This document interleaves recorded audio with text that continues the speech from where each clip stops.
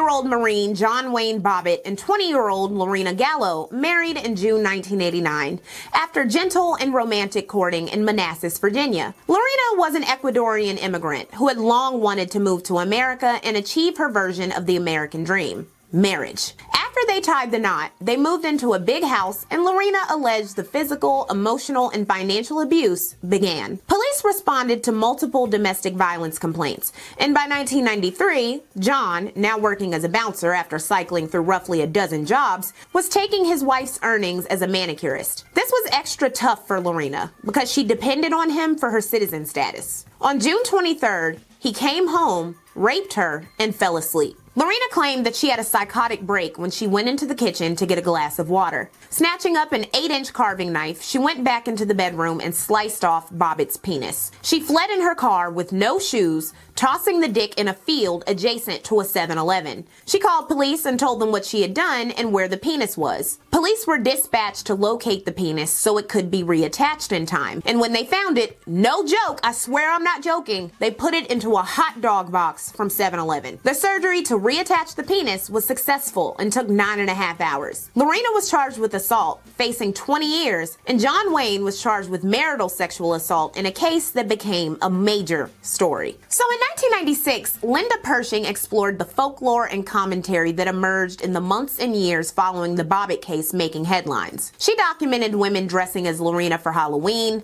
a short sandwich at a local restaurant being called a Bobbit, and vendors selling buttons outside of the courthouse saying Lorena Bobbit for Surgeon General. In some Miami coffee shops, patrons asked for Lorena's or black coffee with a little milk. Novelty stores offered Bobbit penis protectors for sleeping men, and chain emails joked to recipients, "What did John Bobbit say when he was propositioned by a hooker?" Answer: "Sorry, I'm a little short this week." From the name John Wayne Bobbit to the hot dog box to the fact that Lorena's maiden name was Gallo, which means cock in Spanish, the jokes seemed to write themselves. The fact that witnesses for both John and Lorena affirmed that he was physically and financially abusive diminished a bit of the sympathy given to Bobbit. According to Pershing's analysis, approximately 1,300,000 column inches had been devoted to the Bobbits. Underneath the torrent of near-constant CourtTv coverage, TV show jokes, stand-up routines, columns, and email jokes were anxieties about the so-called gender wars, feminism, abuse, and marital rape, things we address fully in episode 5 of Lectual Does the 90s. Women who supported Lorena emphasized they understood why she did it, citing their own rapes, abuses, and trauma. Interestingly, most of Lorena's hardcore supporters were fellow Latinas, and more often than not, working class. In the chill of a January day, Lorena Bobbit supporters stood outside the courthouse in Manassas, Virginia, as Mrs. Bobbit told a jury her husband physically and sexually abused her. He kicked me. He told me that I told you not to cry. And he slapped me on my face. He pulled my hair. And he squeezed my face. Feminists argued over whether or not Lorena was worthy of support, with middle and upper-class white women leading the attack on what they considered to be victim feminism. Argued Susan Estrich, Lorena Bobbit is a criminal, not a feminist heroine. Those feminists who have flocked to her defense have done a disservice not only to the cause of feminism, but more important, to the real victims of battered wives syndrome, the millions of women who are beaten by their husbands and do not respond by assaults on their organs. The penis had also become a public spectacle, a word in everyday conversation and news broadcasts. The tale was an uneasy revenge story that some men, laden with guilt for whatever reasons, had to contend with. When Lorena Bobbit was found not guilty of assault by reason of insanity, the verdict pissed off more than a few men. In the battle of the sexes, this was like stealing the other team's mascot. This is the result of feminists teaching women that men are natural oppressors, said the director of a Brooklyn men's rights group. At the time, marital rape was nearly impossible to prove in Virginia.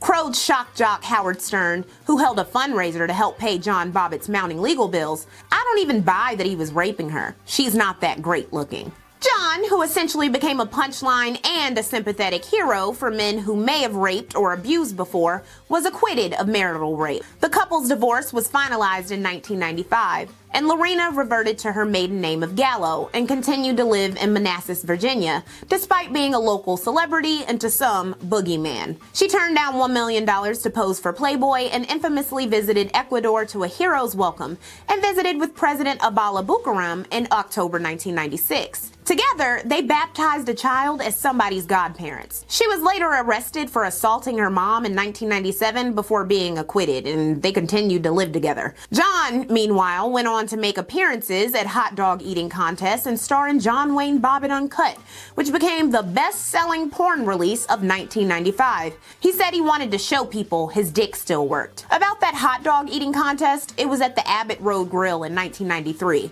Reported the Palm Beach Post, the announcer said, "Ladies and gentlemen, let's have a warm welcome for John Wayne Bobbit. The warm welcome is tepid at best. Most diners don't even bother to put down their burgers and look up. And those who do squint wincingly into the blazing TV lights, none with a more pained and awkward expression than John Wayne Bobbit himself." He followed up his appearances with Frankenpenis, and a trail of domestic violence, battery, and theft arrests followed him through the decade and beyond.